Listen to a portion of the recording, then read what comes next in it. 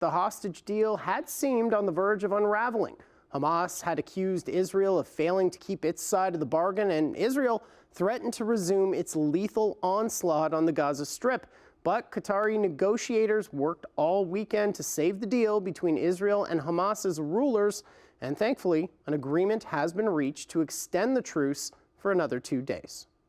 We want all hostages back home now.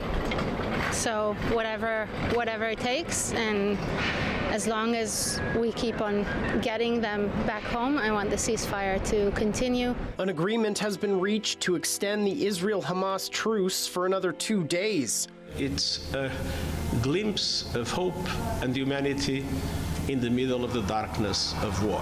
Qatar, along with Egypt, has been the key mediator in the ongoing conflict between the two sides.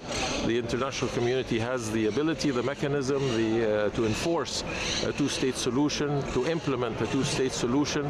The issues have been negotiated between the two parties over the span of 3 decades. The announcement comes on the final day of a 4-day truce between the two sides, as they were preparing for a fourth exchange of militant-held hostages for Palestinians imprisoned by Israel.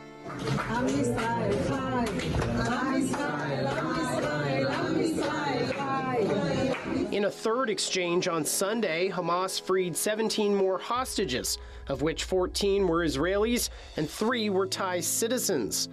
In return, Israel released 39 Palestinian prisoners.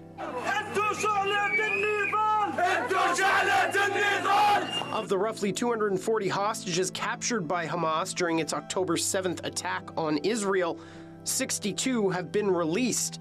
1 was freed by Israeli forces and 2 were found dead inside Gaza. Israel has said it would extend the ceasefire by 1 day for every 10 additional hostages released. Hamas has also said it hopes to extend the truce. I strongly hope that this will enable us to increase even more the humanitarian aid to the people in Gaza that is suffering so much, knowing that even with that additional amount of time, it will be impossible to satisfy all the dramatic needs of the population in Gaza.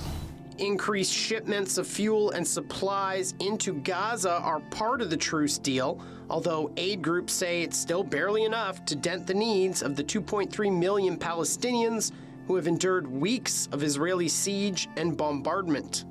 The pause should be extended to make it sustainable and long-lasting while working for a political solution. A political solution that should allow us to break the cycle of violence once and for all. The Hamas-controlled Gaza Health Ministry says more than 14,500 Palestinians have been killed since the war began, roughly 2/3 of them women and children. Some 1,200 people were killed in Israel during the October 7th attack. At least 77 Israeli soldiers have died during the Israeli ground offensive. Israel's Prime Minister Benjamin Netanyahu has said he will press ahead with the war after the ceasefire expires. What do we want? Ceasefire! When do we want it? Now! The war is inflaming tensions outside of Israel and Palestine. The President and the First Lady were horrified to learn about the 3 college students of Palestinian descent, 2 of whom are American citizens who were shot Saturday in Burlington, Vermont.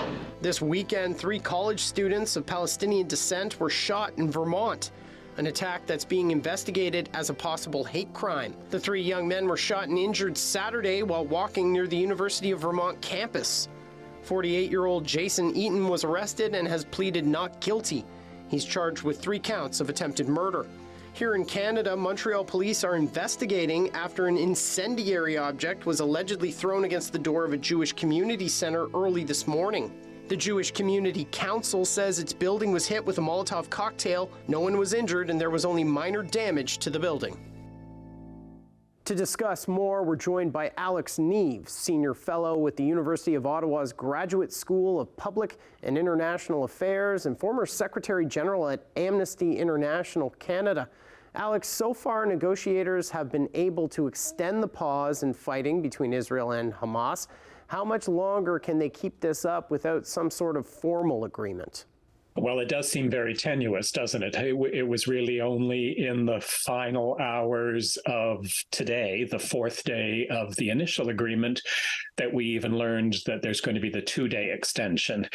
That's not enough certainty going forward. And if it's going to be like that, an extra day, an extra 2 days, but only with a few hours notice each time, that doesn't come anywhere near to offering the kind of stability and predictability and safety that is so desperately needed on the ground. It doesn't give any real opportunity, for instance, to humanitarian agencies to be truly planning when and how they're going to continue to deliver humanitarian aid. And really what it all points to is, as many of us have been highlighting for quite some time now, we need a permanent, durable ceasefire, not just a day at a time. What difference would a permanent ceasefire make that we won't see with this current truce? Well, the permanent ceasefire certainly gives that sense of predictability. And, first and foremost, that obviously is vital when it comes to humanitarian assistance. When we think of the massive quantities of aid that need to be brought into Gaza, the incredible logistical challenges involved in doing so, giving UN agencies or humanitarian groups just a few hours notice of when they can do that is simply not logistically sound practice. The notion of living a day at a time, living with the terror and fear that you may wake up the next day to bombs and military action underway once again, with the kind of destruction and massive loss of life that has brought, is simply cruel suffering for the people of Gaza, whereas a permanent ceasefire would give a sense of this is over for now, and hopefully we can begin to look for some real solutions. One of the solutions being discussed today by European Union members was a two-state solution. What would it take to successfully establish that? Well, the call for the commitment to the prospect of a two-state solution has, of course, been on the table for many, many years. And I think many governments, certainly the Canadian government, promote that as the best, the most viable long-term solution for both Israel and the Palestinian people. But clearly here we are, and that does not seem like it's anywhere near within reach. And these last weeks have put it perhaps more out of reach than ever. So I think that really points to how important the role of the international community is going to be going forward, that there's going to have to be very real pressure, and I would say particularly on the Israeli government. The current government, as I think most people know, is a very right-leaning government, has shown itself even before October the 7th as having no particular interest in pursuing policies which would lead reasonably and predictably to a two-state solution. And I think it's only with very strong pressure, especially from key players like the U.S. government, but also the Canadian government, that perhaps we'll be able to move that forward.